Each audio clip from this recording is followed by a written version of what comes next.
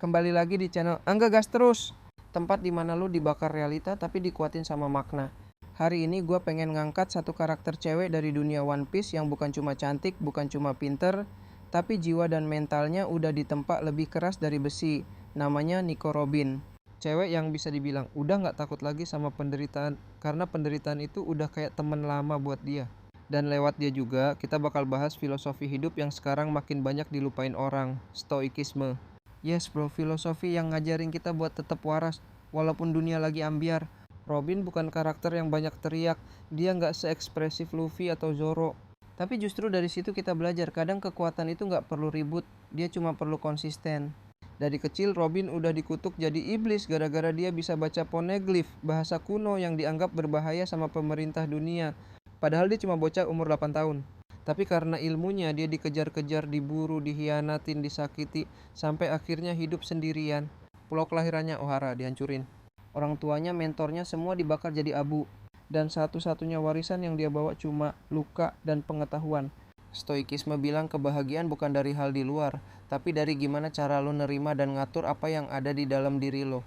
Dan ini kelihatan jelas di Robin. Dia tahu dia nggak bisa balikin waktu. Dia nggak bisa hidup normal kayak anak-anak lain. Tapi dia nggak ngeluh, dia nggak merengek, dia cuma terima, bukan pasrah, tapi sadar. Itu bedanya orang yang stoik sama yang nyerah.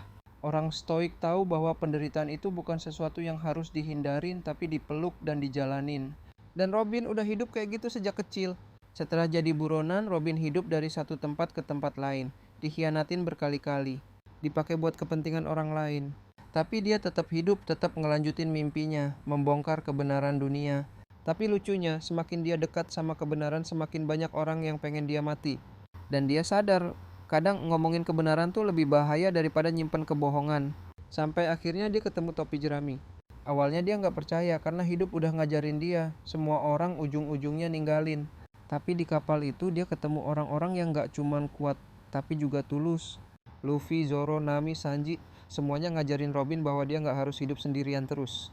Bahwa ada keluarga yang nggak selalu berarti darah. Dan puncaknya ada di Enies Lobby. Waktu dia diselamatin sama Luffy dan dia akhirnya bilang, aku ingin hidup. Kalimat simple. Tapi itu kalimat paling jujur yang keluar dari lubuk hati seseorang yang udah terlalu lama pura-pura nggak peduli sama hidupnya sendiri. Lo pernah nggak ngerasa hidup lo gelap, ngerasa semua orang ninggalin? Ngerasa kayaknya nggak ada lagi alasan buat lo bangun dari tempat tidur. Coba pikirin Robin. Dia kehilangan semua hal yang berharga, tapi dia tetap maju. Kenapa? Karena dia tahu satu-satunya cara buat ngalahin masa lalu adalah dengan gak tunduk sama rasa takut. Stoikisme ngajarin lo buat fokus ke hal yang bisa lo kontrol. Dan Robin dia gak bisa kontrol dunia, tapi dia bisa kontrol dirinya. Makanya dia tetap berdiri, tetap hidup, tetap mengejar mimpi. Bahkan ketika dunia bilang dia gak pantas buat itu. Robin bukan karakter biasa.